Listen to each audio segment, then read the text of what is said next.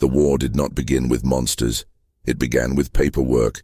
There were requisition forms for ammunition, transport manifests for troop movements, dietary schedules for labor camps, maintenance logs for gas chambers. The machinery of the Second World War produced documents the way it produced casualties, steadily in volume, with administrative precision. And the people who filed those documents went home afterward. They sat at dinner tables. They complained about the weather. Some of them lived to be very old. That is the part that does not fit into the version most people carry. The version with a clear moral architecture, with heroes on one side and evil on the other, with a beginning and an end, and a lesson learned. The historical record does not support that version. What it supports is something far more difficult to hold. A war in which ordinary people participated in extraordinary violence, not because they were compelled by madness, but because systems were in place that made participation the path of least resistance. Bureaucracies reward compliance. Institutions protect themselves, and the individual human being, placed inside a structure large enough and old enough, tends to do what the structure requires. That is what this is about. Not the exceptions, not the resistance fighters or the rescuers, not the generals whose names appear on monuments. What follows is about the realities that soldiers and administrators and civilians carried home in silence, not because they were ashamed of specific acts, though some were, but because the acts themselves had ceased to feel like anything at all by the time they were performed. The most disturbing feature of mass violence at industrial scale is not the cruelty. It is the boredom. The war lasted 6 years in most theaters, longer in some. 6 years is long enough for anything to become routine. Long enough for a man who once found a dead body shocking to stop flinching at them entirely. Long enough for paperwork to accumulate, for procedures to solidify, for the extraordinary to calcify into the ordinary. The soldiers who came home in 1945 had been changed not by a single traumatic event, but by thousands of small normalizations, each one barely perceptible, each one moving the threshold of what they could tolerate a little further in a direction that had no name in civilian life. Most of them never talked about it, not because they were incapable of speech, but because there was no language for it in the world they returned to. The civilian world had a vocabulary for heroism and sacrifice. It had words for bravery and loss. It did not have words for what it felt like to process a column of prisoners with the same emotional register you would use to process livestock, not because you were cruel, but because you had processed enough of them that the difference had stopped mattering. There was no word for the specific exhaustion of a man who has been violent so many times that violence no longer produces an emotional response. The closest word the English language offered was shell shock, and that was already wrong. It implied a reaction, a breaking point, a moment of rupture. What many men brought home was not a breaking point, but its opposite, a smoothness, a flatness, an absence of texture where texture should have been. The armies of the Second World War were the largest, most logistically complex organizations in human history up to that point. The American military alone processed more than 16 million individuals during the course of the war. That is, 16 million sets of personnel records, 16 million physical examinations, 16 million pay accounts, 16 million discharge documents. The German military maintained similar records for its own forces, and far more meticulous records for the populations it controlled. The SS had a dedicated bureaucratic apparatus for the administration of the concentration camp system. There were accountants who tracked the gold extracted from dental fillings. There were engineers who calculated fuel costs for cremation. There were logistics specialists who coordinated the rail schedules that delivered human beings to killing centers. And those specialists understood what they were coordinating, and they continued to do their jobs with professional efficiency. The Nuremberg trials, conducted between 1945 and 1949, prosecuted a fraction of the individuals responsible for these systems. The trials produced an important legal precedent, that following orders was not a defense, that individuals bore responsibility for crimes committed under institutional authority.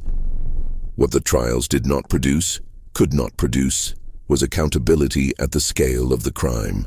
Historians estimate that somewhere between 200,000 and 500,000 individuals participated directly in the Holocaust as guards, administrators, transporters, or executioners. The number who were prosecuted and convicted represents less than 1% of that figure. The remainder returned to civilian life. Many of them lived quietly, raised families, retired with pensions. Some were protected by governments that found their expertise useful. Some were simply never found. Some were found and released because the legal systems of occupied countries could not process the volume of cases without collapsing. The German word Schreibtischtäter means desk perpetrator.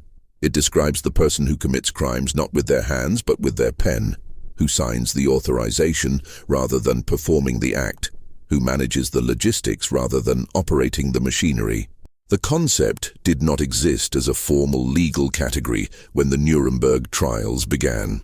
The prosecutors and judges were working with frameworks designed for individual criminal acts, not for industrial-scale violence administered through bureaucratic structures. The legal system had to adapt, and it did, imperfectly, slowly, and too late for most of the people who had held those positions. What the trials established, and what the subsequent decades of historical research confirmed, is that the Holocaust and the broader atrocities of the Second World War were not produced by a handful of fanatics imposing their will on a helpless population. They were produced by the willing participation of ordinary people embedded in institutional structures. People who understood what they were contributing to and continued contributing because the alternative, refusal, resistance, desertion, carried costs they were unwilling to pay. This is the finding that resists incorporation into the standard narrative. It is easier to imagine that evil requires extraordinary people identifiable by their extremity, their obvious pathology, their visible malevolence. The record shows otherwise. The record shows people doing paperwork. The Eastern Front, which consumed more human lives than any other theater in the war, operated on a logic that had been explicitly formulated before the first shot was fired. The German military command issued orders in the spring of 1941, before the invasion of the Soviet Union, that classified Soviet political commissars as outside the protection of the laws of war and directed that they be shot upon capture. This was not a battlefield decision made under stress. It was a policy decision made in offices in Berlin, written down, distributed through the chain of command, and implemented with varying degrees of thoroughness across the entire Eastern Front for the duration of the war. Soldiers who carried out these shootings were not acting outside their orders, they were following them. The distinction matters because it dismantles the comfortable separation between the criminal minority who gave the orders and the presumably innocent majority who received them.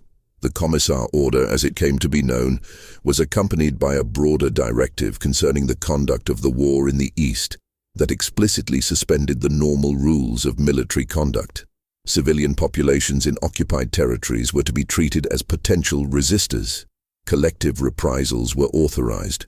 Villages could be burned in response to partisan activity, and the definition of partisan activity was broad enough to encompass almost any form of non-cooperation with German authority.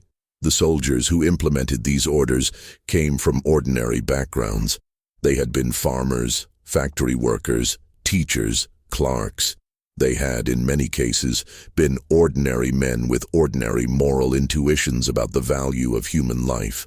The institution transformed them, not all of them and not all at once, but in sufficient numbers to sustain the war's conduct for 4 years in conditions of comprehensive moral collapse. The German soldiers who served on the Eastern Front are not the only ones who returned home carrying things they did not discuss. The war was global, and the moral collapses it produced were not confined to one nation or one army. The Allied forces, whose conduct is less frequently examined, had their own patterns of institutional violence that were understood at the time, managed through official channels, and subsequently submerged in the dominant narrative of liberation. The firebombings of German and Japanese cities were deliberate decisions made by military planners who understood the populations they were targeting. The strategic bombing campaign against Germany began years before the war ended and escalated consistently as Allied air power increased. The stated military rationale was the destruction of industrial capacity and the undermining of civilian morale. The actual effect was the killing of several 100,000 German civilians, most of them women, children, and elderly people, since the able-bodied men of military age were in the Wehrmacht. The planners who designed these campaigns knew this. The pilots who flew the missions knew this. The bombs fell on residential neighborhoods because that is where German civilians lived, and German civilians were the target. This was not a secret at the time. It was debated in British and American government circles whether the targeting of civilian populations was morally acceptable.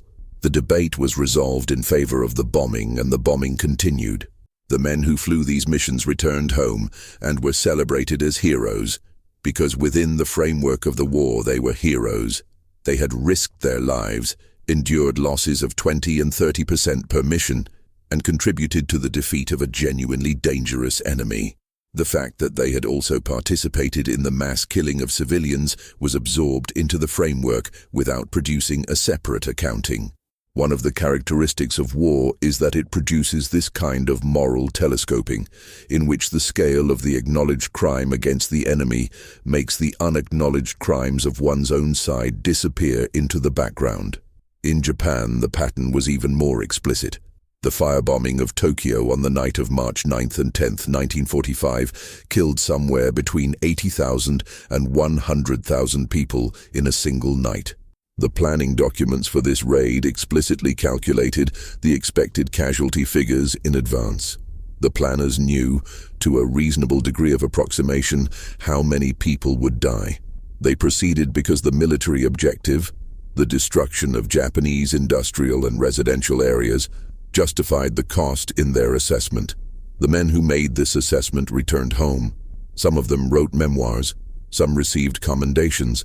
The civilians they had killed were not mentioned in the commendations. The Pacific War produced a specific pattern of brutality that is well documented in historical sources, but does not appear prominently in popular accounts of the conflict. Japanese soldiers were frequently not taken prisoner by American forces, and American soldiers were frequently not taken prisoner by Japanese forces. The reasons differed on each side, but the outcome was the same. A war in which the normal rules governing the treatment of captured combatants were routinely violated by both parties, and in which the violation became so common that it ceased to be experienced as a violation. American soldiers collected souvenirs from Japanese dead.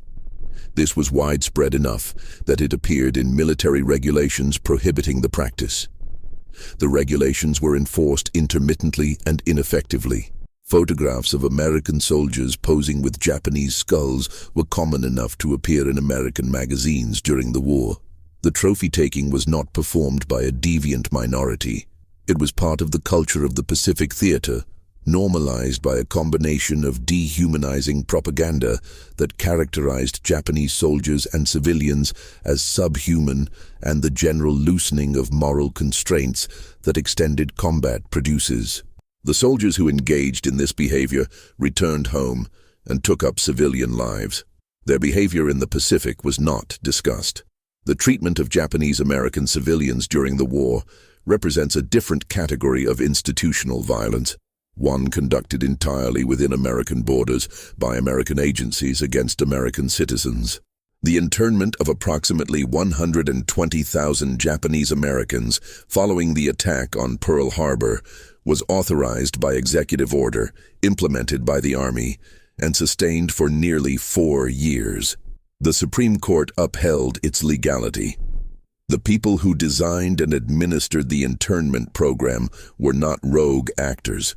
They were government officials doing what the government had authorized and directed them to do. The conditions in the internment camps varied, but the fundamental fact of forcible removal and indefinite detention without charge or trial was constant. Families lost homes, businesses, and savings that could not be recovered. The psychological damage was long-lasting and largely unacknowledged by the government that had caused it.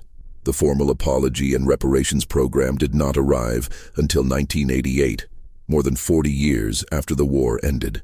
Many of the people who had been interned were dead by then. The officials who designed and administered the internment program, the lawyers who wrote the legal memoranda authorizing it, the generals who issued the orders implementing it, the guards who ran the camps, these people continued their careers after the war. Some of them rose to positions of greater prominence. The architect of the internment program, General John DeWitt, retired with full military honors. The legal framework he had operated under was subsequently condemned, but he himself faced no professional consequences.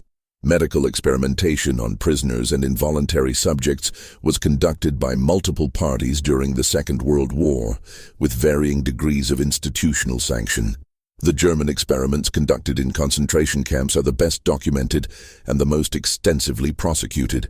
What is less frequently discussed is the subsequent disposition of the data those experiments produced and the people who produced it. The question of what to do with scientific data obtained through criminal means was not resolved cleanly. American and British scientists debated the ethics of using data obtained through the suffering of unwilling subjects. Some argued that using the data would legitimize the methods that produced it. Others argued that refusing to use it would waste the only good thing that could come from otherwise useless suffering. The debate was never conclusively resolved, and in practice the data was used in some cases and not in others, with the decision made on a case-by-case basis by individuals whose institutional interests were not aligned with the interests of the people who had suffered. The Japanese Biological Warfare Program, Unit 731, operated in Manchuria throughout the war, and conducted experiments on human subjects that were in some respects more extensive than the German program. The unit's researchers infected prisoners with plague, cholera, typhoid, and anthrax. They conducted vivisections. They froze subjects and studied the effects of frostbite. They pressure-tested human bodies to the point of rupture. The subjects were primarily Chinese, Soviet, and Korean prisoners, with some Allied prisoners of war. When the war ended, the American occupation government made a decision that was not publicized at the time and remained classified for decades afterward. The researchers of Unit 731 would not be prosecuted. In exchange for immunity from prosecution, the researchers provided their experimental data to American military scientists. The commander of Unit 731, General Shiro Ishii, retired to a comfortable life in Japan and died of cancer in 1959. The researchers who had conducted the experiments lived out their lives without facing legal consequence. The data they provided was incorporated into American biological warfare research. The decision was made by American officials who weighed the scientific value of the data against the moral cost of granting immunity to people who had committed crimes that, by any reasonable standard, qualified as crimes against humanity. They concluded that the data was worth the cost. This conclusion was reached through a formal process, documented in government memoranda, and approved at levels of authority that included the occupation command. The men who made this decision returned to their careers. The decision remained classified until the 1980s. The use of prisoners as forced labor was a feature of the war economy on all sides, though it reached its greatest scale in the German and Japanese systems. The German concentration camp system was not designed primarily as an extermination system, at least not initially. It was designed partly as an extermination system and partly as a labor system, and the two functions existed in tension with each other throughout the war. Prisoners who were killed immediately on arrival could not work. Prisoners who were worked to death died more slowly but died nonetheless. The administration of this tension produced a bureaucratic literature, memos, reports, directives about the optimal rate of prisoner exploitation, balancing the short-term productivity of starved and overworked prisoners against the medium-term attrition that starvation and overwork produced. German corporations used concentration camp labor extensively. IG Farben, which produced the Zyklon B used in the gas chambers, also operated a synthetic rubber plant at Auschwitz that used prisoner labor. Krupp, Siemens, BMW, Volkswagen, the major industrial corporations of the German war economy, used prisoner labor at various points during the war. The executives of these corporations understood what they were participating in. In some cases, they negotiated directly with the SS over prisoner allocation and pricing. After the war, some executives were prosecuted and convicted. Most were not. The corporations continued to operate. The Nuremberg industrialists' trials, conducted between 1947 and 1948, produced a number of convictions, but the sentences were consistently lighter than those issued in the main Nuremberg proceedings, and most of those convicted were released within a few years of sentencing under amnesty programs that the American High Commissioner for Germany supported. The reasoning behind the early releases was partly humanitarian. The conditions in German post-war prisons were difficult, and partly strategic. West Germany was becoming an important ally in the emerging Cold War, and prosecuting German industrialists aggressively was inconsistent with the goal of rebuilding the West German economy as a bulwark against Soviet expansion. The Cold War calculus that shaped the post-war settlements produced a specific pattern of non-accountability that extended beyond German industrialists to former Nazi officials more broadly. Operation Paperclip, which brought German scientists to the United States, is the most widely known example of this pattern. The program was initially designed to prevent German scientific expertise from falling into Soviet hands. It was expanded to include scientists whose records under the Nazi regime were, at minimum, problematic. Some had designed weapons using concentration camp labor. Some had been members of the SS. The relevant American agencies were aware of these histories and proceeded regardless. The scientists who came to America under these programs contributed to the American space program, to missile development, to aeronautical research. Some became prominent figures in their fields. Their histories were known to the agencies that recruited them and managed through bureaucratic mechanisms that allowed the records to be technically complete while functionally inaccessible. The scientists themselves, when they discussed their past at all, described their wartime work in terms of scientific necessity and institutional constraint, emphasizing the technical achievements while declining to address the conditions under which those achievements were made.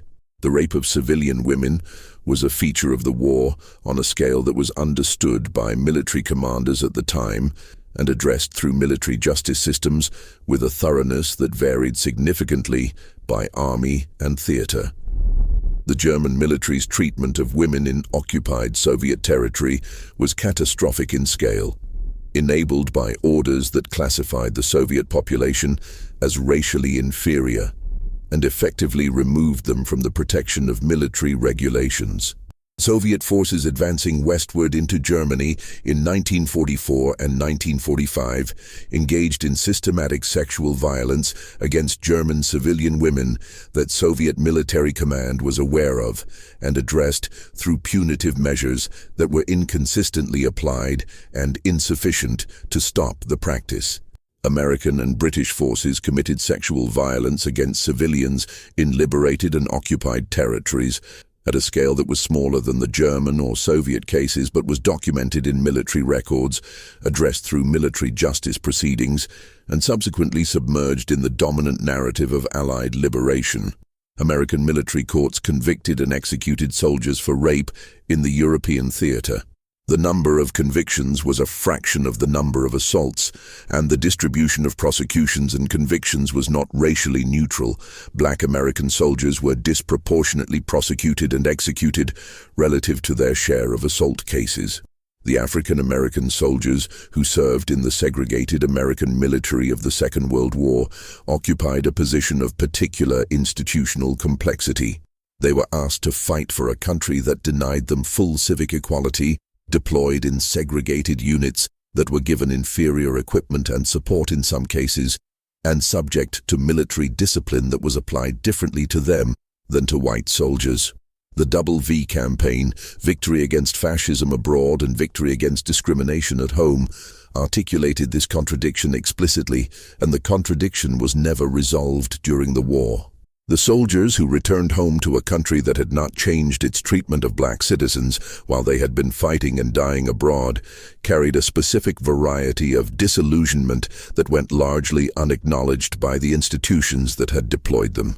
The treatment of prisoners of war diverged significantly from the protections nominally provided by the Geneva Conventions in ways that are systematically underreported. Germany was a signatory to the Geneva Conventions and applied them selectively, reasonably well to prisoners from Western Allied nations and catastrophically to Soviet prisoners.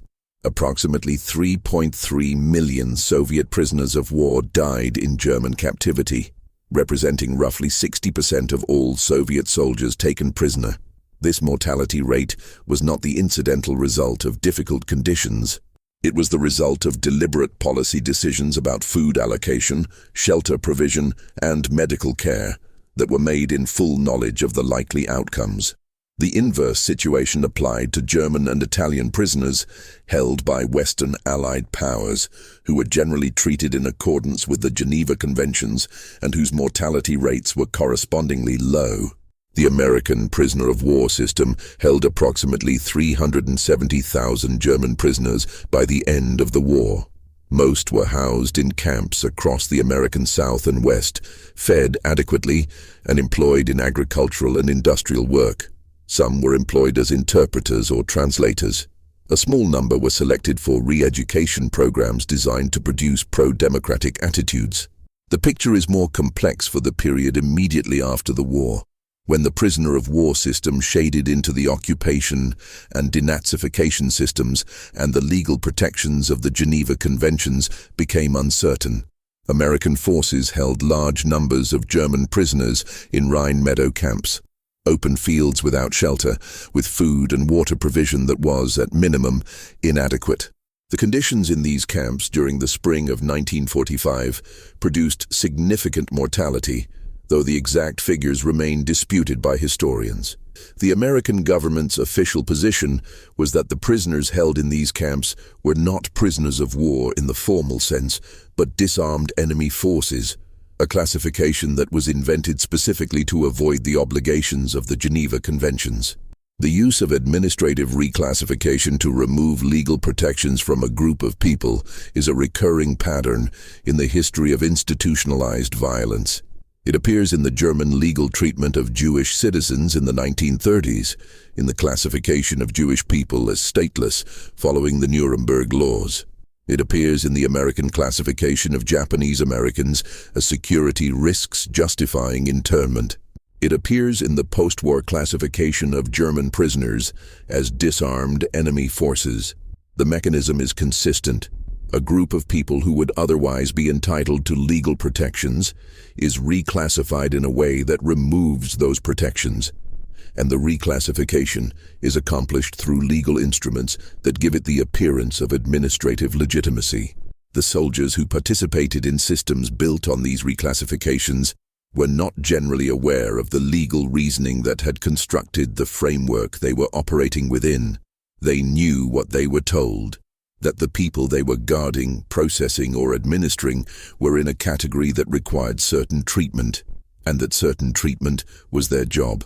The moral evaluation of that treatment was not their responsibility. That is how institutions work.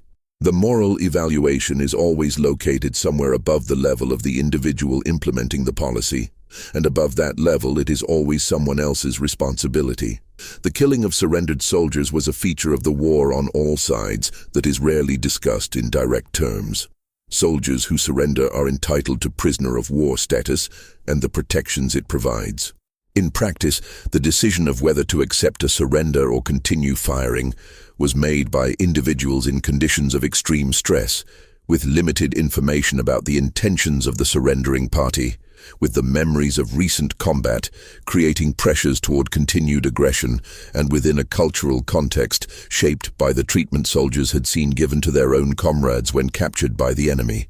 The result was that surrenders were refused with some regularity, and surrendered soldiers were killed with some regularity by all major combatants in all major theaters of the war. This is documented in oral histories, in letters home that slipped past censors, in memoirs published decades after the war, when the authors felt sufficiently distant from the events to describe them. It is not documented in official records. because the official records were created by institutions that had no interest in documenting violations of the laws of war committed by their own forces. The institutions that maintained official records were the same institutions that trained soldiers to fight, equipped them, commanded them, and sent them home with medals and discharge papers. The official records reflect what those institutions wanted to remember, which was not the same as what happened. The strategic deceptions employed by Allied intelligence services during the war are among the most extensively documented aspects of the conflict, in part because the institutions that conducted them took pride in their cleverness and documented it for posterity. Operation Fortitude, which convinced the German High Command that the D-Day landings in Normandy were a feint and that the real invasion would come at Pas-de-Calais, is celebrated in military histories as one of the most successful deception operations in the history of warfare. The deception contributed to the success of the Normandy landings and therefore, within the moral framework of the war, to the defeat of Nazi Germany. Less discussed are the specific mechanisms through which the deception was maintained, particularly the use of double agents who were feeding disinformation to German intelligence while being run by British intelligence. The double agents were in some cases individuals who had originally been genuine German spies and had been turned by British intelligence. In other cases, they were individuals who had volunteered to work for German intelligence and immediately disclosed their recruitment to British intelligence. In all cases, they were individuals whose lives were managed by institutions with interests that did not necessarily coincide with their own interests. Some of them were threatened. Some were coerced. Some were manipulated in ways they only partially understood. The handling officers who managed them were intelligent professionals doing their jobs. The manipulation of civilians in occupied territories by resistance movements and Allied intelligence agencies produced outcomes that are rarely incorporated into the heroic narrative of resistance. Resistance networks recruited informants, extracted intelligence through coercion when voluntary provision was insufficient, and conducted operations that put civilian populations at risk of reprisal. The German policy of collective reprisal, executing civilians in ratios of 10-1 or 100-1 for attacks on German forces, was known to resistance commanders when they planned their operations. They proceeded because the strategic value of the operation outweighed, in their assessment, the cost in civilian lives. This is a morally defensible calculation in some circumstances and morally catastrophic in others, and the line between them was not always clear in advance. Resistance commanders who decided to conduct an operation knowing that it would trigger reprisals that would kill more civilians than the operation itself were making a choice that the civilians who died in the reprisals had not been consulted about. The logic is the same logic that produced strategic bombing. Someone with institutional authority decided that a strategic objective was worth a certain number of civilian deaths, and the civilians died, and the decision-maker did not die. And the decision-maker's institutional authority survived the war. The denazification programs conducted in occupied Germany after the war were designed to remove Nazi Party members from positions of authority in German public life and to establish democratic institutions in their place. The programs were ambitious in conception and modest in execution. The American denazification program processed approximately 3 million cases over 4 years, applying classifications ranging from major offenders, eligible for imprisonment and property confiscation, to followers, eligible for fines but no further penalty. The German population's cooperation with the program was essential to its functioning, since the occupation authorities did not have the personnel to investigate 3 million cases independently. The result was a system in which Germans investigated other Germans with predictable effects on outcomes. By 1950, the denazification program had been effectively wound down, transferred to German jurisdiction, and subsequently allowed to atrophy. The Cold War had made West Germany an indispensable ally, and the aggressive prosecution of former Nazis was incompatible with the goal of building a functional anti-Soviet state. The professionals who had run the Nazi state, the lawyers, the administrators, the engineers, the educators, were needed to run the post-war state. They were retained, with varying degrees of scrutiny applied to their records. Many of them served in the West German government for decades. One West German chancellor, Kurt Georg Kiesinger, had been a member of the Nazi Party and had worked in the propaganda ministry during the war. The Japanese post-war settlements followed a similar pattern, shaped by the same Cold War pressures. The Tokyo trials, conducted by the International Military Tribunal for the Far East, prosecuted 28 high-ranking Japanese military and government officials. 7 were executed. The emperor was not prosecuted. The decision not to prosecute Emperor Hirohito was made by General Douglas MacArthur and approved at the highest levels of the American government. The reasoning was that the emperor's cooperation was essential to the occupation's success and that his prosecution would destabilize Japan in ways that would be strategically costly. The emperor's role in Japanese war crimes was and remains contested by historians, but the historical record establishes that he was informed of military operations, received reports on their conduct, and did not use his imperial authority to stop practices that international law defined as criminal. The decision to exempt him from prosecution was not a legal decision based on an absence of evidence. It was a political decision based on a calculation about post-war stability.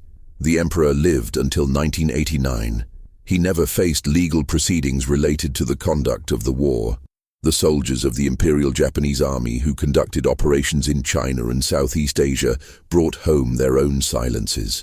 The Nanjing Massacre of 1937, in which Japanese forces killed somewhere between 40,000 and 300,000 Chinese civilians and prisoners of war over a period of weeks, the range of the estimate reflecting the continuing political sensitivity of the subject, was carried out by ordinary Japanese soldiers under orders that either explicitly authorized the killing or created conditions in which the killing was understood to be acceptable. The soldiers who participated in these killings were young men who had been in the Japanese army for months or years, who had been trained in an institutional culture that defined Chinese people as inferior, and who operated in a command structure that did not punish the killing of civilians and sometimes rewarded it. What Japanese soldiers returned home with, in terms of psychological burden, is less documented than the equivalent question for German or American soldiers, partly because Japanese culture provided fewer institutional channels for the processing of wartime experience, partly because the post-war Japanese political settlement discouraged engagement with the country's wartime record, and partly because the men who would have been most likely to speak, those who had participated most directly in atrocities, had the strongest incentives to remain silent. The few who did speak, decades later in oral history projects and memoir publications, described a combination of normalization and compartmentalization similar to what German veterans of the Eastern Front described.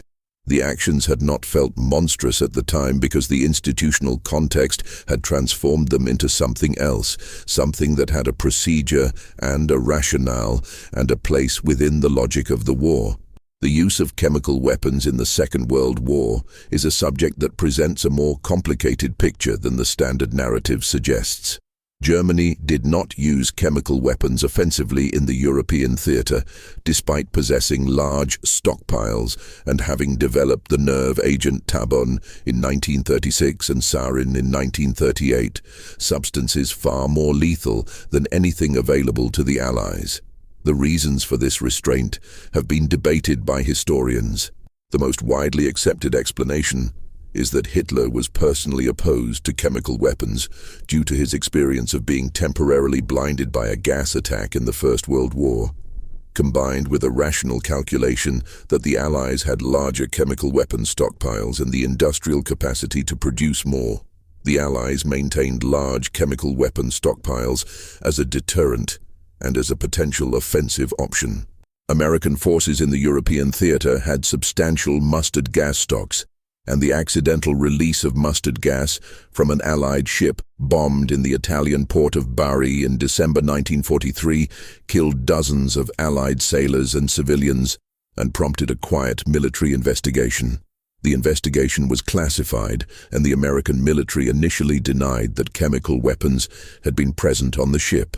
The denial was sustained for several years before the truth was acknowledged, at which point it was acknowledged as quietly as possible.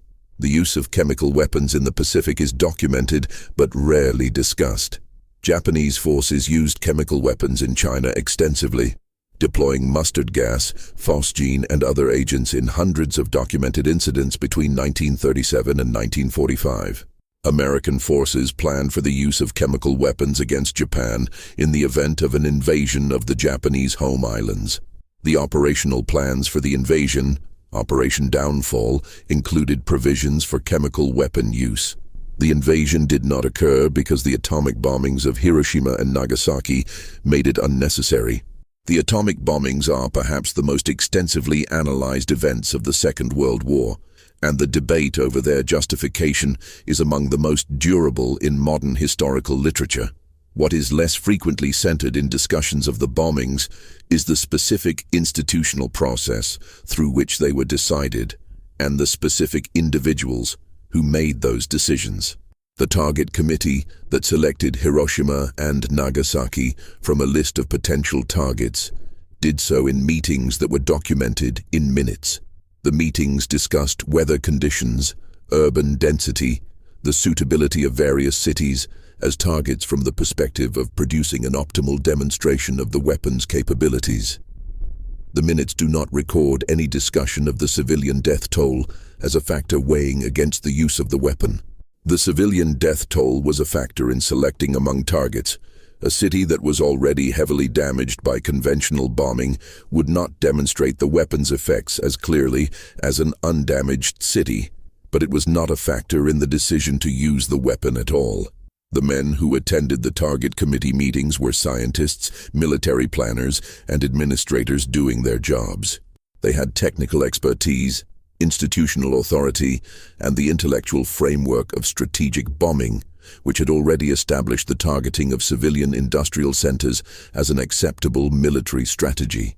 Within that framework, the atomic bombing of Hiroshima was a logical extension of existing practice, differing in scale and efficiency rather than in kind. The men who made these decisions returned to their careers. Some of them subsequently expressed reservations in memoirs and interviews conducted years later. At the time, they signed the documents and proceeded. The radiation effects of the atomic bombings were known in general terms to the American scientists who designed the weapons. The precise effects on survivors, the acute radiation syndrome, the long-term elevated cancer rates, the genetic effects, were studied extensively by American and Japanese scientists in the years following the war, in a research program funded by the American military. The program produced valuable medical knowledge about radiation exposure.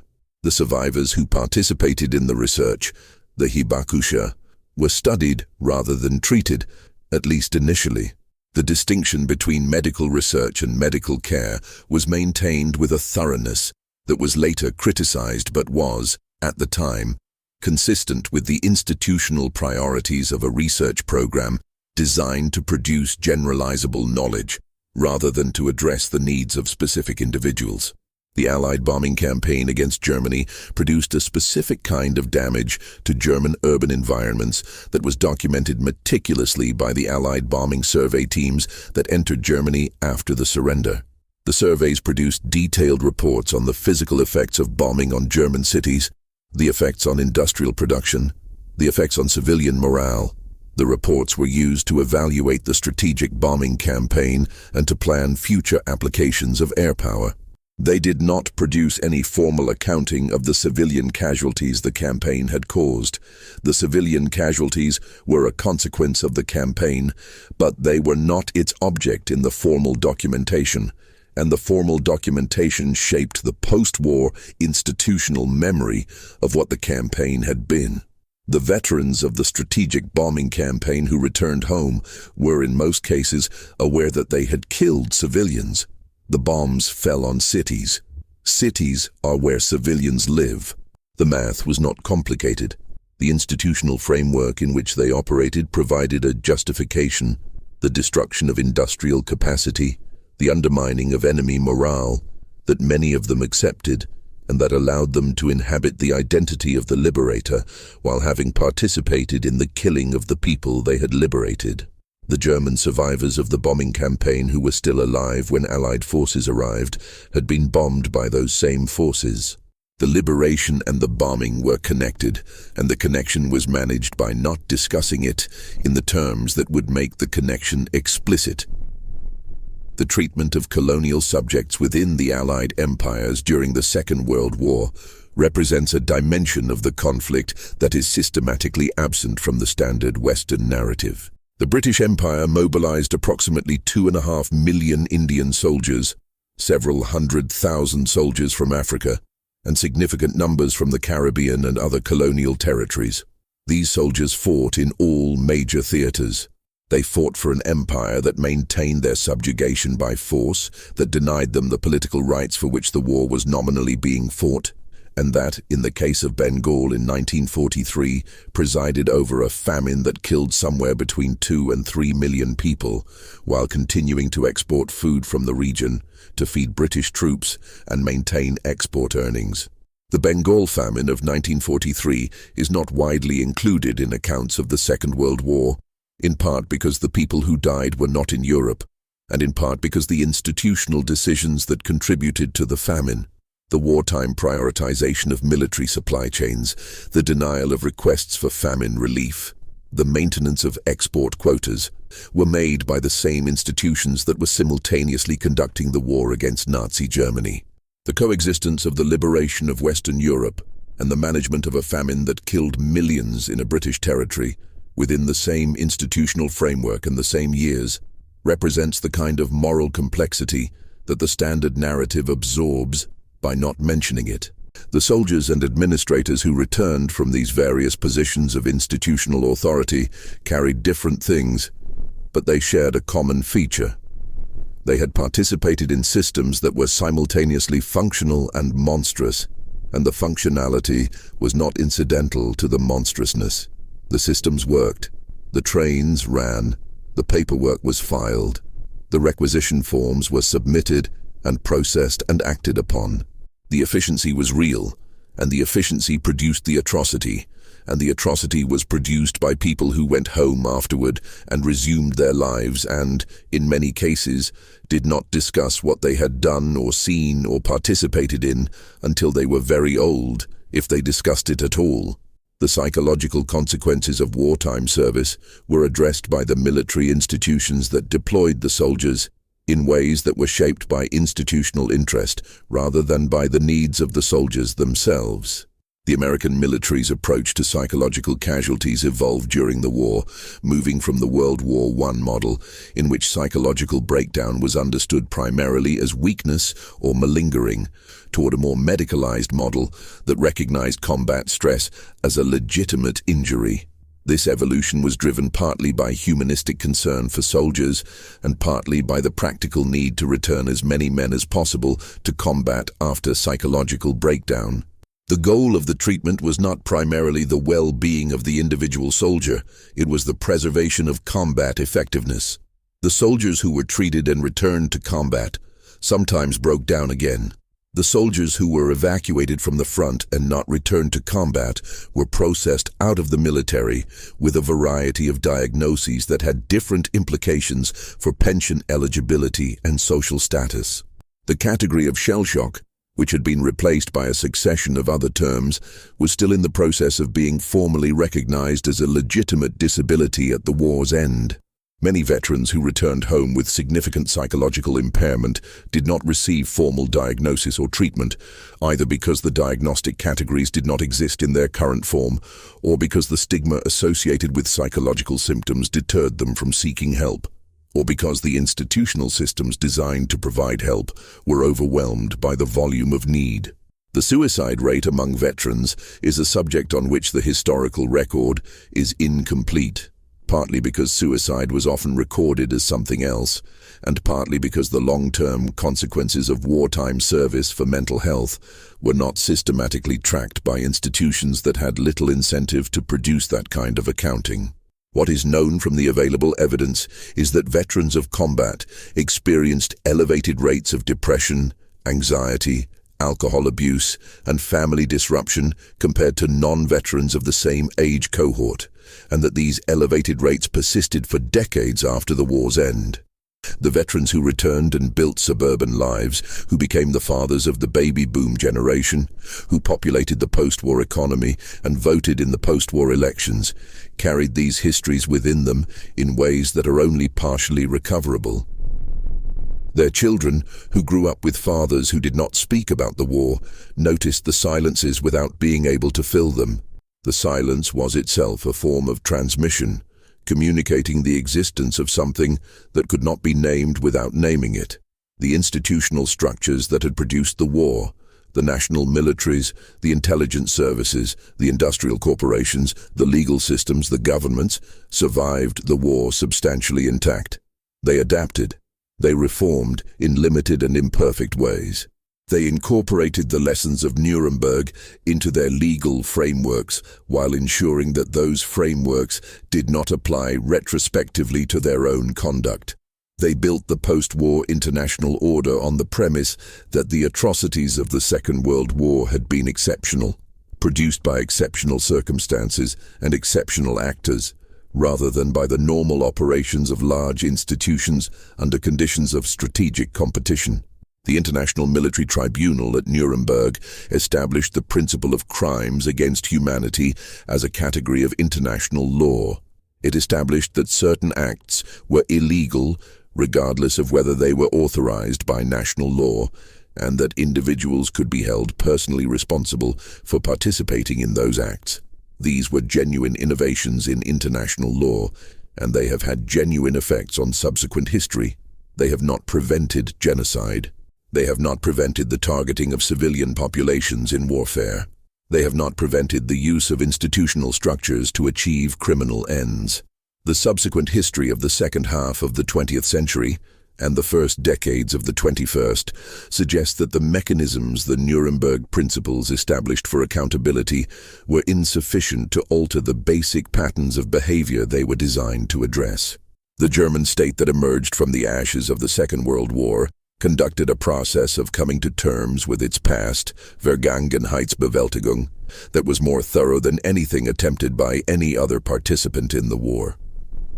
It built memorials, revised its educational curriculum, prosecuted war criminals through its own courts for decades after the war's end, and engaged in an ongoing national conversation about collective responsibility that has produced a substantial body of literature, law, and institutional practice.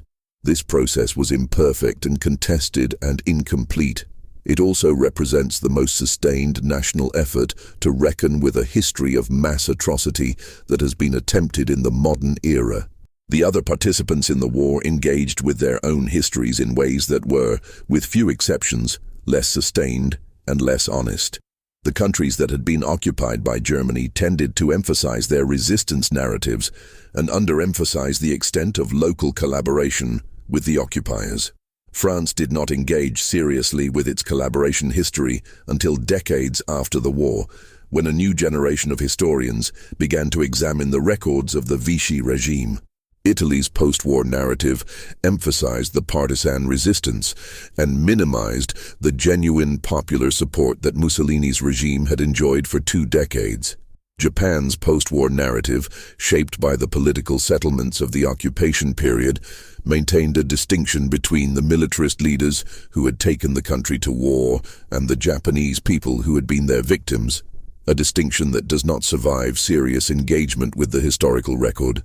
The Soviet Union did not engage with its own wartime history in any systematic way, both because the wartime record included its own atrocities, the Katyn massacre, the deportation of entire ethnic populations, the conduct of its armies in occupied territories, and because the Soviet system did not permit the kind of open historical inquiry that engagement with that record would require.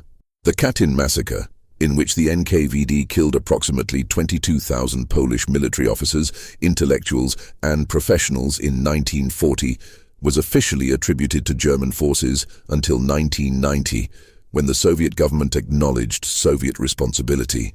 The families of the victims had maintained for 50 years that the Soviets were responsible. They were dismissed by official Soviet history and by Western historians who prioritized the alliance relationship for most of that time. The American engagement with its own wartime history produced a narrative that is still largely intact in popular culture. The Greatest Generation, the arsenal of democracy, the righteous war against fascism. Within that narrative, there is room for specific episodes of acknowledged wrongdoing. The Japanese-American internment received a formal apology. The Tuskegee syphilis experiments, which continued after the war, eventually produced legal settlements. But the overall architecture of the narrative does not accommodate the realities described here. It does not accommodate the firebombing of Tokyo as a moral event requiring accounting. It does not accommodate Operation Paperclip as a morally significant choice rather than a strategic necessity. It does not accommodate the decision to grant immunity to Unit 731 researchers as a decision made by specific people who could have decided otherwise. The reason the narrative does not accommodate these things is not primarily ignorance. Most of this information is available in published historical sources. The reason is that the institutions that constructed the narrative have interests in maintaining it, and the individuals who benefit from the narrative, citizens of countries that fought on the Allied side, have psychological investments in it that make revision costly. The revision that would be required is not the addition of qualifications to an essentially sound narrative. It would be the replacement of a narrative built on moral clarity with one that acknowledges moral complexity at the structural level, and that kind of replacement produces discomfort that most people prefer to avoid. The soldiers who came home in silence understood something about this dynamic, even if they could not articulate it in these terms. They understood that the world they returned to had a story about the war, and that the story had a place for them, and that the place the story offered was the only place available.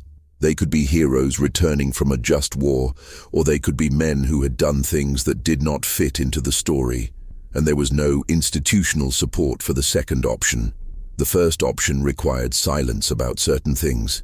Silence was the price of belonging. The silence was also self-protective. The things that had become routine in the war, the indifference to death, the capacity for violence, the suspension of the normal human responses to suffering, were not useful in civilian life. They needed to be managed, contained, translated into something that could be lived with, in a world that had kitchen tables and children and commutes to work. The management required not speaking, because speaking would require naming, and naming would require accounting, and accounting would require a reckoning that the institutional world had decided was unnecessary. The institutions had decided this through a process that is well documented in the historical record.